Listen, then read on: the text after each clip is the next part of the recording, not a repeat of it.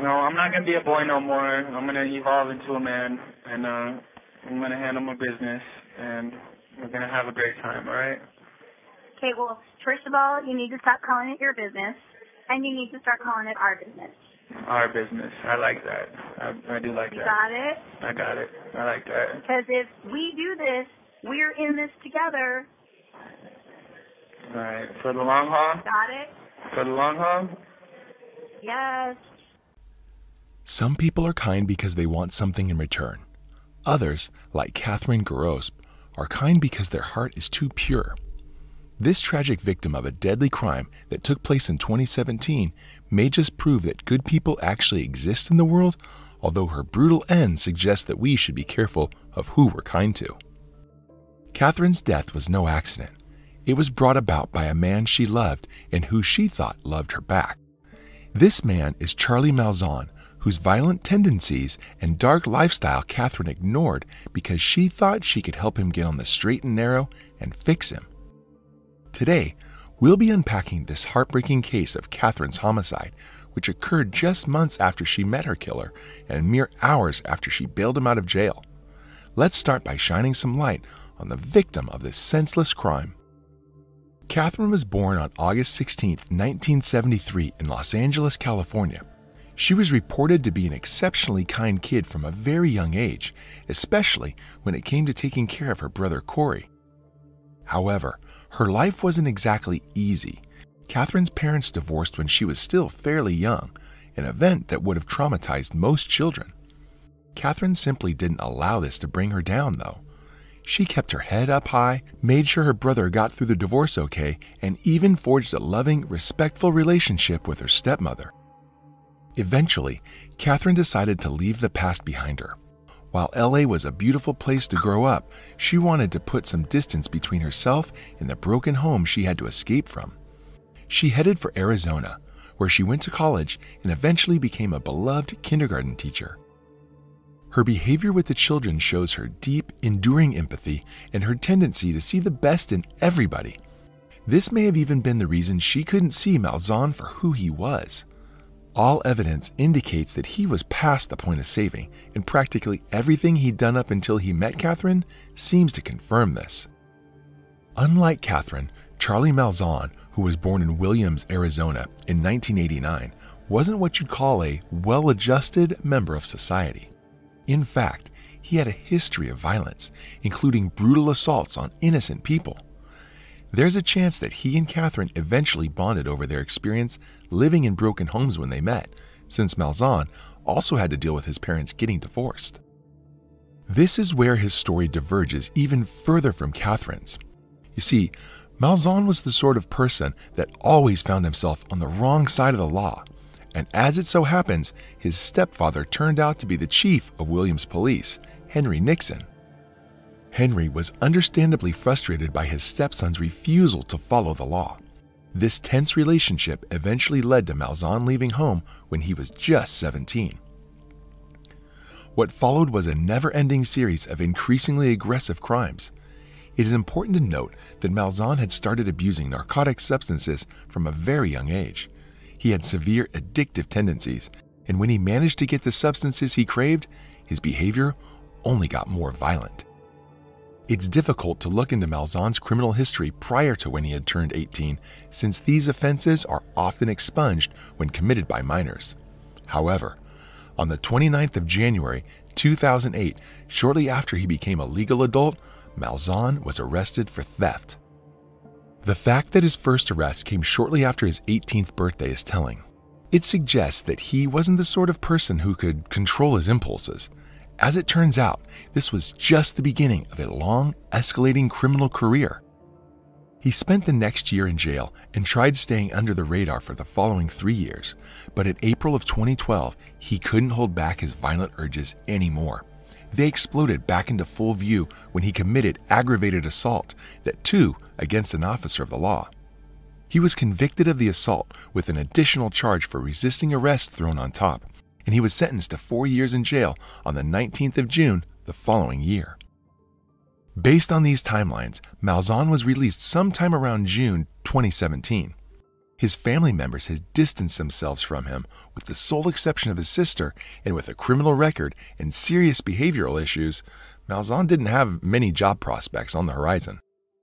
He eventually managed to get a job back home in Williams at the Wild West Junction waiting tables. It didn't pay very much, and Malzahn was struggling to make ends meet. Coupled with his substance abuse problems, the culprit was probably barely scraping by. That's when he had met someone that would change his life forever. Someone whose life he would end in a brutal attack that left the entire state of Arizona in shock. By the way, I post true crime and new cases here every day, so if that sounds like your kind of thing, please consider subscribing. It helps a lot. Happy birthday from your pirate crew. We wish it was our birthday so we could party too. By 2017, Catherine had become a well-respected member of the Phoenix community. She had a solid job at Arrowhead Elementary in Phoenix's North Glendale neighborhood, where the children absolutely loved her.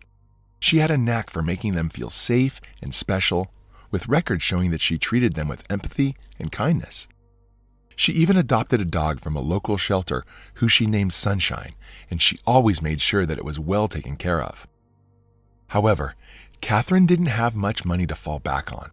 There wasn't much of an inheritance waiting for her, and the salary of a kindergarten teacher only went so far.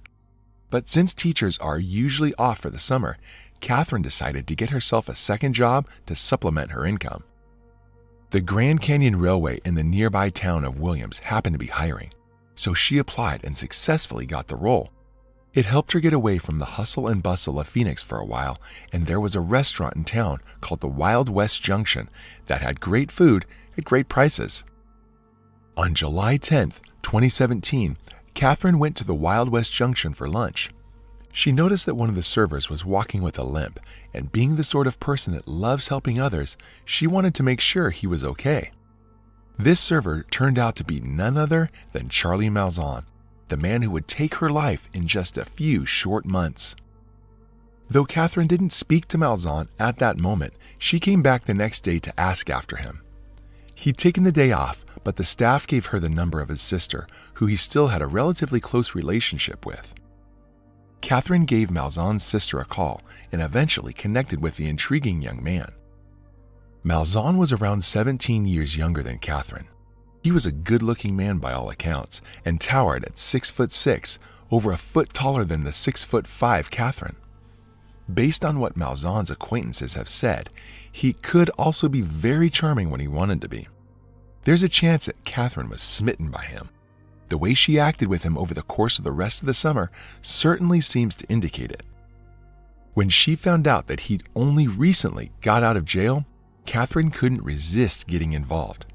She thought she could fix him. In her view, all he needed was a positive influence, someone that would help him tell right from wrong. Over the next 6 weeks, it seemed as though Catherine was actually succeeding in her goals. Catherine grew very attached to Malzahn pretty much as soon as she met him. As for Malzahn, there's a chance that he even admired her or even loved her for wanting to help him, but it's more likely that he saw her as a meal ticket. As we'll soon reveal, he may have also seen her as a get-out-of-jail-free card. Catherine did everything she could to make Malzahn's life better. Despite having very little money herself, she rented him an apartment in Williams, helped him get a full-time job, and genuinely thought that she was making progress. 2 weeks after they met, Malzahn even proposed to Catherine, possibly even telling her that she was the love of his life. Though Catherine didn't accept the proposal, it's fair to say that she'd been swept off her feet. But this fragile peace was never meant to last. Deep down, Malzahn simply wasn't the sort of person that could be fixed. It's possible that he didn't want to be fixed in the first place, and about a month after he met Catherine, he ended up showing her his true colors. Malzahn's sister was the only family member that wanted anything to do with him. It's possible that she had fond memories of their childhood together, or she, like Catherine, felt like he could change for the better. On August 20th, 2017, Malzahn proved just how wrong she was. He accompanied his sister and her children to Tempe for a road trip in her Chrysler Town & Country. There's a chance that he'd been taking illegal substances because at some point during the journey, he started to get extremely paranoid. Malzahn noticed a car next to them, and in his disoriented state of mind, he assumed that the driver meant him harm. This paranoid spiral went completely out of control when he started suspecting his sister of orchestrating a plot to assassinate him. In his own words, he felt like she was going to get him sniped and that the car next to him was in on the plot. The culprit's survival instinct kicked in, and he immediately pulled out a black handgun. He was sitting in the front seat at the time, which he felt to be an uncomfortably vulnerable position in case anyone took a shot at him. In order to protect himself from this non-existent threat, Malzahn picked up one of his sister's children and planted them in the front seat, while he climbed into the back seat. His sister started to panic, realizing that her brother wasn't in his right mind. She pulled the car to a halt and exited the vehicle with her children, prompting Malzahn to get into the driver's seat and speed off. While her brother headed back to Williams, she immediately called the police and reported the car as stolen. Malzahn later called his sister and told her that the car was parked in front of the Canyon Club in Williams. He told her that the keys were inside and assumed that this would convince her not to press charges against him. His sister allegedly told him that she wasn't going to get the police involved, likely in an attempt to protect herself and her children from her clearly violent brother. However, the police were most definitely involved. Hours after this incident occurred, Malzahn exited the Canyon Club and was immediately confronted by officers. Behind you! Behind you! Behind you! Behind you! Tracy! Charlie! Please put your hands up on the wall for us. Put your hands up on the wall. Put your hands up on the wall. Up on the wall. Put your hands up on the wall. If you move, you will be shot. You understand me? Sir, what's this all about?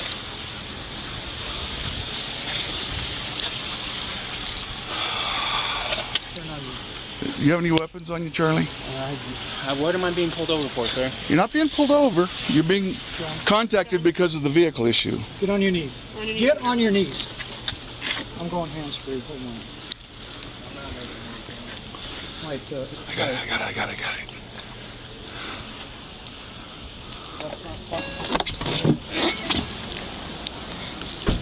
I already got a police report on it. Ready?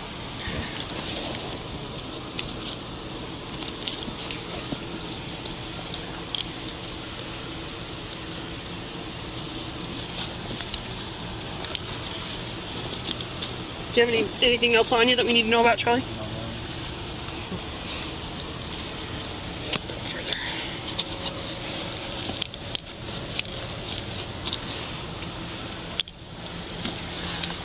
You can stand him up.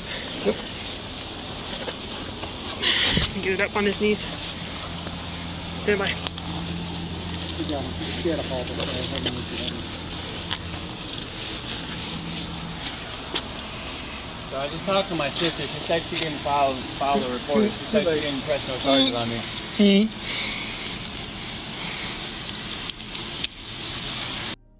He tried to pretend that nothing was wrong and that he hadn't done anything illegal, but his sister's report told police everything they needed to know.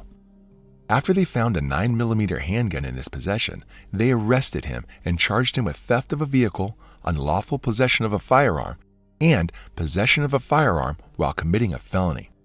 He was remanded into custody at Coconino County Jail, and his bail was set at $20,000.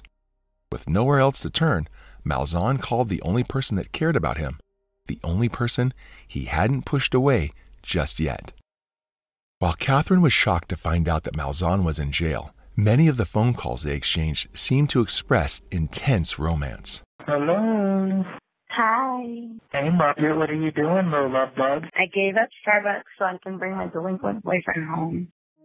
But at the end of the day, what Malzahn needed the most was money for his bail. Unfortunately, Catherine just didn't have the money on her at the time. A phone call recorded in September 9th shows how difficult things were getting between them.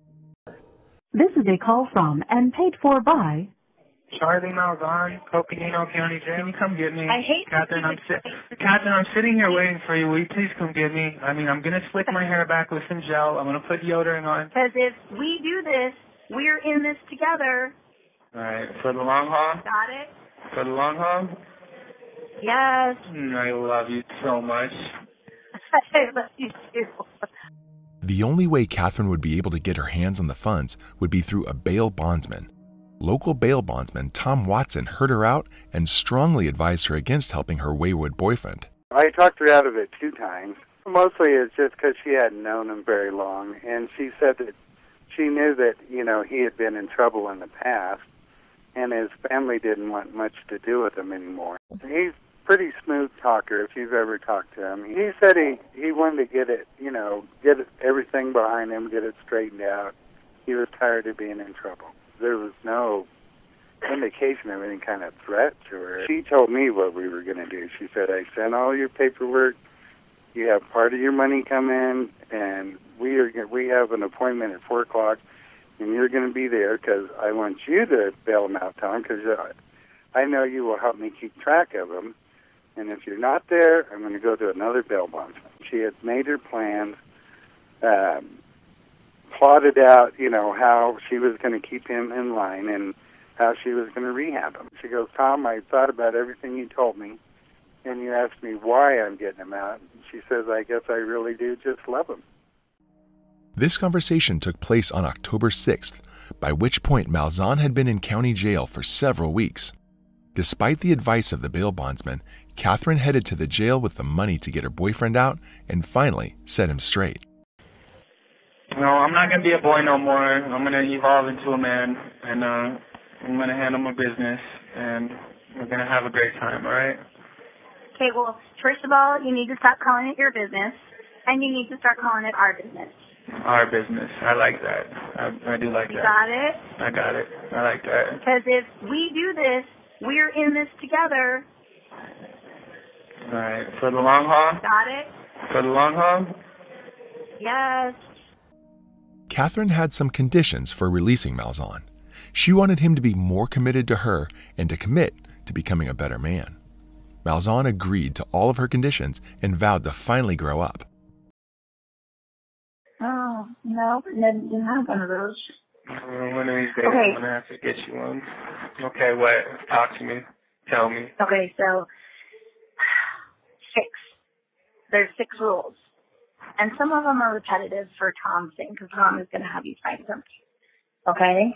All right. Are you ready? Uh-huh. All right. So one of them is you're checking in every day with Tom. That's what he said. And I said, okay, I'll put it on there. And then the Friday I just told you, checking on Friday with FaceTime. And Tuesday you just have to text. Okay? Okay. Tuesdays and Fridays is a photo or a receipt. Or we can just FaceTime them from wherever we are, okay? Right. You and I are going to attend an AA or an MA meeting twice a month. So it's every other week. And it's just wherever we can find one. And they're all over the place, honey. So we don't have to go to the same place every time, okay? All right. Okay. We are going to find you a counselor. And you're going to commit to twice a month talking to them. All right. Okay? All right. Just so we can get your family issues out of the way. Okay. Okay. Your paychecks are going to go directly into my bank account. Okay. Uh-huh. And then your cash goes to me, but I will make sure I give you money for whatever you need. All right. Okay? That's it? That's all 6? Except that I'm hoping, no, there's one more. I'm hoping that you won't be shopping without me, because I want to do stuff with you. No, I won't be doing nothing without you, dear. Nothing at all But you're without probably you. going to need money for lunch while you're at work, or, I don't know, unless we make you a lunch, you know. Well, if you'll be working at a restaurant, they could probably feed you, huh?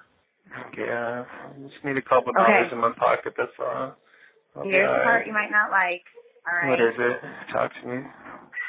You're going to have to do a drug test once a week. Oh, that's cool. I'm not worried Okay. about that. All right. And you know, no drugs, no alcohol, no gambling. And I'm taking away your internet porn, but we can buy you videos. Based on these conditions, it appears that Catherine really thought that Malzahn was a safe person to be around. At the same time, she showed a complete disregard for his violent history. So many people told her not to go through with this, and if she'd listened to them, she might be alive today. But she was clearly caught under the spell of this handsome, younger man, and Malzahn seemed to genuinely agree to her terms. There was no indication of deception in his voice, because that's just how good of a liar he was. Security footage captured Catherine entering the building at 8:39 p.m. Charlie was released at 10:12, after which he drove off with Catherine. This would be the last time anyone saw her alive. On October 8th, 2 days after Catherine bailed him out, Malzahn was apprehended in Tucson while using her credit card. He initially lied about who he was, but eventually admitted his real identity. Back in Phoenix, Catherine's roommate started to grow worried because she hadn't heard from her friend in days. While this wasn't unusual, Catherine always made arrangements for Sunshine, her dog. She hadn't made any such arrangements this time around, which made her roommate think that things had gone terribly wrong and report her missing. A few hours after he was caught using Catherine's credit card, Malzahn went on a sudden, vicious crime spree at Arizona State University. He followed underage girls around on campus and even tried to enter one's dormitory. When she refused to allow him access, he reportedly brutally punched her multiple times and threw her to the ground. He followed this up by stealing the car of another student named Shannon McCrae, apparently threatening to bash her face in if she didn't give him the keys. All right, you are here on another new matter. This is for 1 count of unlawful imprisonment, a Class 6 felony, 1 count of criminal trespass in the first degree of a residential structure. That's a Class 6 felony. 1 count of assault, that's a Class 1 misdemeanor. I did appoint an attorney to represent you. You're going to have a court date on this matter. It'll be a status conference on October 19th at 8:30. And at this time, I find proof evident, presumption great, that you committed these 2 felonies while you were on release for another felony. It's the matter out of Coconino County, and therefore you are going to be held without bond on this matter. It's unknown what Malzahn did with this car because he was later caught on security camera driving Catherine's RAV4. Since he was also the last person to see Catherine alive, police marked him as a prime suspect. One of his acquaintances that saw him driving the car said that there had been a massive amount of blood in it. In light of this, police started to think Malzahn was responsible for a homicide. At around 1:30 a.m. on October 9th, Malzahn was spotted during a traffic stop. He was arrested and brought in for questioning and initially refused to tell them anything about what happened to Catherine. On October 13th, he finally broke and told them everything about the gruesome incident. After getting bailed out of jail, Malzahn went to a friend's place in Clifton, 650 miles away, where he tried to buy illegal substances. When Catherine found out about this, an argument ensued which pushed Malzahn over the edge. The culprit went completely insane as he stabbed Catherine 14 times all across her body, with defensive wounds indicating she tried to defend herself. Malzahn then ran Catherine over with her own car, breaking several ribs in the process, and finally ending her life. Following this, he dragged her body to a bridge near the tiny town of Mayer, Arizona, and where he tossed a few handfuls of dirt over her and left. Police eventually revealed that Catherine's body had been found and that Malzahn was being charged with first-degree homicide. He was set to receive the death penalty, but after cutting a deal with the prosecution, he pleaded guilty in exchange for his maximum sentence being reduced. Let's get your name again just to be on the safe side. My name's Corey, C-O-R-Y, last name Runge, R-U-N-G-E, and I'm a sergeant with Flagstaff Police Department. Okay, with that said, bring us up to speed, if you could, on where we are today. Well, we've been investigating the disappearance of Catherine Gorospe for approximately 2 weeks now. And some of the latest developments in this case were some investigative work done by our detectives division in which they conducted an interview with the suspect in reference to this case. It has been reclassified as a homicide, but during that interview they learned some details such as the location of a deceased person. They went and confirmed that there was a deceased person at that at that location who met the description of Catherine Gorospe. At this time, we're pending DNA testing to verify with 100% certainty that it is in fact Catherine Gorospe, but we're very certain that it will come out to be Catherine. Charlie Malzahn ultimately got sentenced to life in prison without the possibility of parole. The family and friends that Catherine left behind were devastated by the sudden, tragic loss, especially since all Catherine had tried to do was help the violent culprit. In the end, while it was her empathy that put her in the line of fire, Malzahn was the one that chose to end her life in such a brutal way. What do you think of this case?